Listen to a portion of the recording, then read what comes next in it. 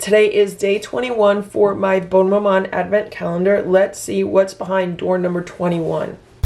Counter cooking. No kitchen, no problem. So here's door number 21. It's on the left side of the calendar. And we have rhubarb strawberry spread. I love rhubarb strawberry spread. This is the third year that I've gotten strawberry rhubarb spread in this Bonne Maman advent calendar. Both times it was really good. I'm just going to taste it again. Yeah, it tastes like a typical strawberry rhubarb fruit spread. I actually really like rhubarb, so I wish this leaned more heavily toward the rhubarb flavor, which is a little bit tartar. This is really sweet. To me, this leans more toward strawberry. It's still good. Today, I'm attempting to make Navajo fry bread. I've never made this before, but I always thought it would be really interesting if this is something that could be made in a Dash mini griddle. Like, it could be a really convenient food. So it basically has two ingredients other than water. I have 1 cup of flour in this bowl, and then I'm going to add some baking powder to the flour. I want to add about 2/3 of a teaspoon of baking powder. And I want to mix that in.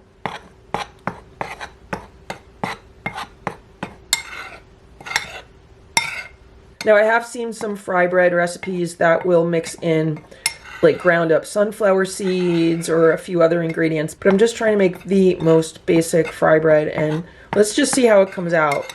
The recipes that I've seen online are for larger quantities of dough, so I've tried to cut it down to the correct proportions, and I need to add about 1/3 of a cup of water, but I'm just going to add a little at a time because some recipes say just keep adding water until you have like a sticky dough. So I don't want to add too much water, so I'm just going to add like 1 ounce of water at a time. 1/3 of a cup should be about 2.5 ounces, so I'm just going to start with 1 ounce at a time and then mix that in.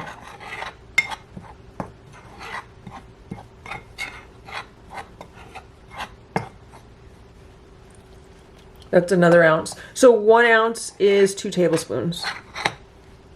I use an empty Bonne Maman fruit spread jar. That is 1 ounce, and this makes a great little measuring cup. 1 ounce is 1/8 of a cup or 2 tablespoons.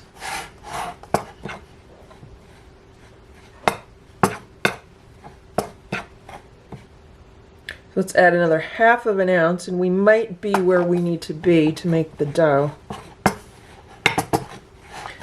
But the recipes do say that the amount of water needed like depends upon altitude and humidity and stuff like that. Right now I'm making this on a very dry day, so maybe it'll take more water. Like, it's not humid at all today. I'm gonna start using my hands and see if we can get a dough to form.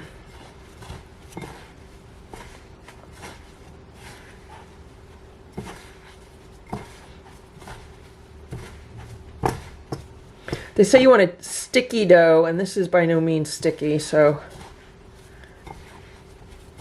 I might have to add some more water.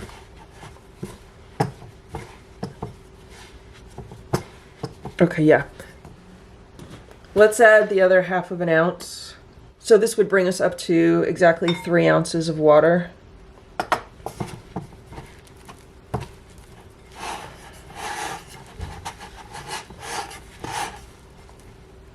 Again, this is sticky now. I just want to make sure I have all of the flour worked into the dough.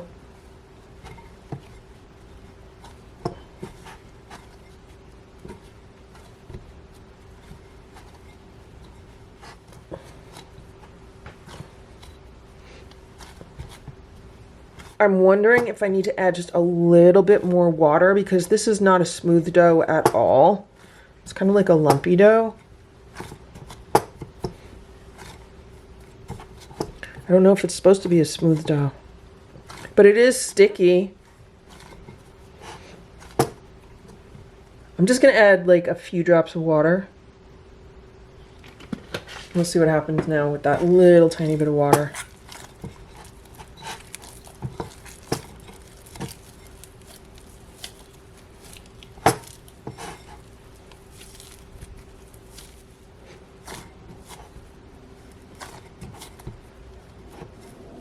Yeah, I feel like it definitely helped to smooth out the dough a little bit. Some recipes say to let the dough sit for about 15 minutes. Other recipes say to let the dough sit for 2 hours. So I'm just gonna let this dough sit for a while, and then I'm gonna come back and we'll try making fry bread in a Dash mini griddle. I'm covering the bowl with the paper towel. Here's my dough after it's been sitting for a little bit more than 30 minutes. And here's my Dash mini griddle. I just turned it on. Once the blue light goes off, then we are ready to start cooking fry bread. Okay, the blue light went off. I'm gonna put a little bit of olive oil in the bottom of this. I only have olive oil in my house. Maybe that's like a teaspoon of olive oil. Gonna push it around. I'm grabbing like a golf ball size portion of dough and I just want to flatten it out. So I actually just rolled out some of the dough and let's put it in here. And let's cover this. The recipes say to cook until golden brown, flip over, cook until golden brown, and then remove. So let's check on this. Look at what's going on here. So the dough has actually risen a bit and the top is browned where it's been touching the top of the mini griddle. Let's turn this over. Look at that. It looks really good. So let's shut that and let's cook it for a few more minutes. It's been a few minutes. Let's check on the fry bread. Look at that. That looks really good. There's the other side. Looks really good. Let's remove this. Let's put in some more dough and shut that. So here's the fry bread. It appears to be really crisp on the outside. I don't know if the inside is cooked. It's still hot. It's still really hot. That's what it looks like inside. I'm gonna taste some. It's really good, but I just realized I forgot to put salt in. I did not put any salt in. So if you're someone that needs salt and everything, you definitely want to add some salt to this. But I think it's good just how it is. Like, I'm perfectly happy with how it is right now. The outside is crispy. The inside is chewy. It's delicious. Now I'm going to add some of my strawberry rhubarb fruit spread to it because that's really why I made this, because I wanted something, you know, that was kind of, I don't want to say bland, but I wanted something that was kind of like basic to eat with the strawberry rhubarb. And I thought fry bread would go really well. Fry bread is so versatile. You really could use it for so many different things. And if you don't have any bread in the house and you want to make some really quick, fry bread is a really good way to do that. So let's taste it now with the strawberry rhubarb on it. I really think this fry bread is like perfect for pretty much any topping. And with the one that I just made, the more it sits, the crispier the outside of it is getting.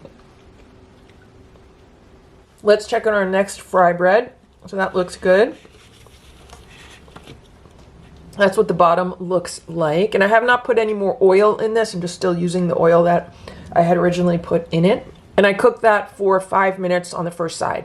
I've been trying to use a tortilla press to press the dough. The first time I used it, it didn't come out that good, but this time I put more dough in. I thought maybe the first time I didn't put enough dough in. So I also have parchment paper here. So let's see how it presses in a tortilla press.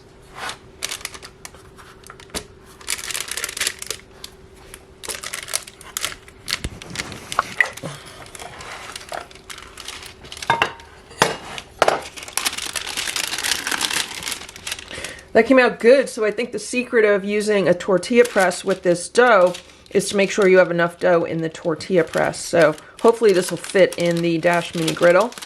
Also, I have noticed that I can use parchment paper. If you've ever tried to make homemade corn tortillas, you know that you really can't use parchment paper. You have to use like a Ziploc bag or saran wrap. Yeah, this dough does work with parchment paper. I think this one is done. It's been about 3 minutes. That looks really good.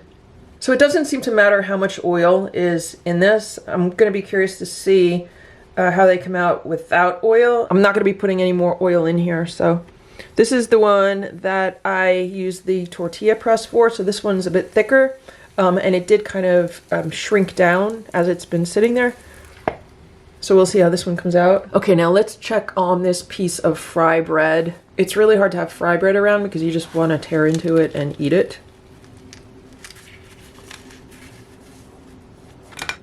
And this one looks just as good as the first one.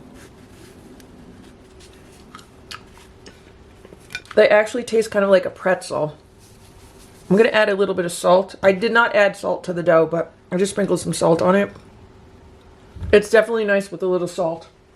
And of course, these would be good with like cinnamon sugar too. I am totally enjoying these with my fruit spread. These mini fry breads would also make a great pizza crust. Like if you're in the mood for pizza, you could cook up one of these little fry breads and then top it with some sauce and cheese and heat that up, melt the cheese. You make a really good pizza. Here's the one from the tortilla press that was a little bit thicker, but it looks really much the same to me. And then there's the bottom. So as the oil cooks off, we're seeing less browning on the bottom, but that's fine. I'm here with my Dash mini waffle maker, and I'm really curious to see what will happen if I try to cook fry bread in a waffle maker. So I'm just waiting for the white light to go off. Once that goes off, then I'm ready to start cooking my fry bread.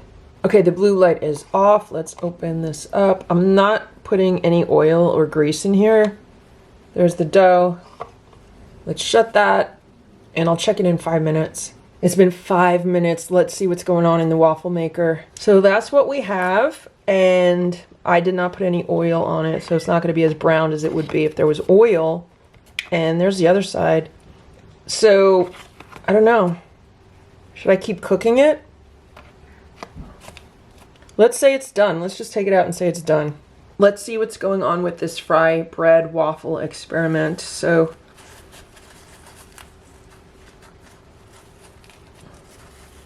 I just wanted to see how pliable these are. It looks like it was cooked throughout.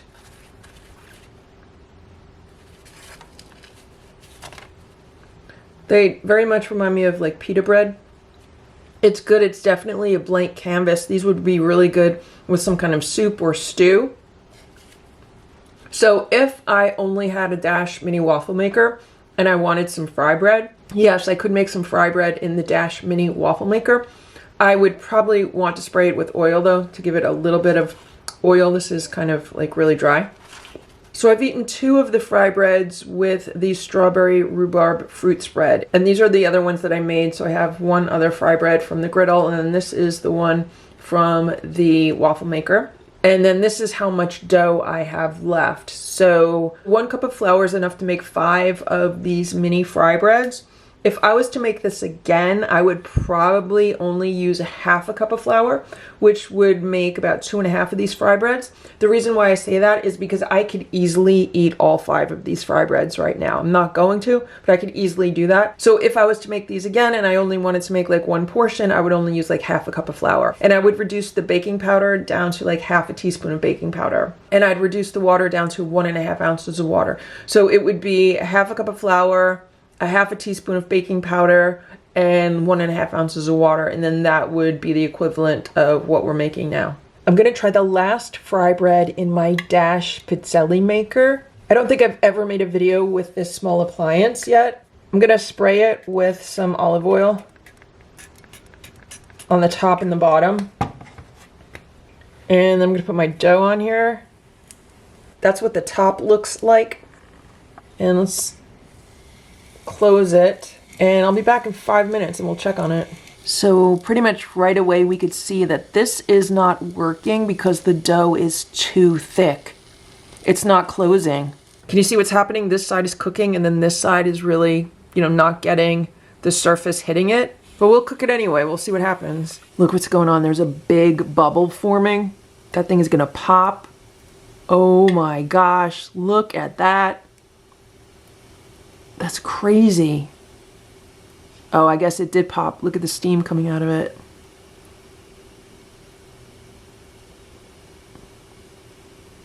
That is wild. It's like the dough rose to the heated surface. The dough is like, well, you're not coming to me, so I'll come to you.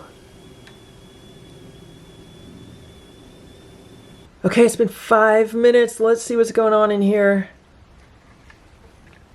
That is what happened to the fry bread in this pizzelle maker. It's like really wonky and wobbly. We have this big air pocket here, which to me is just so interesting how it tried to rise up to the cooking surface.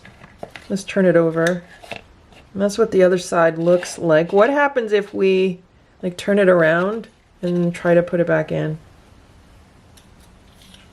Do we need to cook it like the opposite way for a while? I cooked it for another minute or two, turned around, so let's take it off. So these are the fry bread experiments. This one is definitely not pretty, but if all I had was a pizzelle maker, then yeah, I could cook fry bread. It's super hot. Oh my gosh, I'm trying to tear it open and it is so hot. Crazy hot. This is the side that had the bubble, right? This is where the, wow, so hot. This is definitely the hottest one out of all of the fry breads that I've made because I can't even touch this one.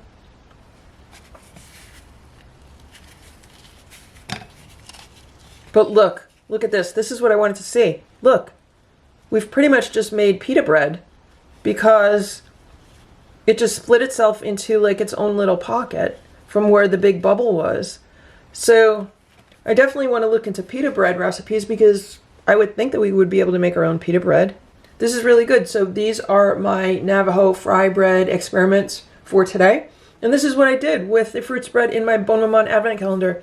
Thanks so much for watching. Have a great day. Bye.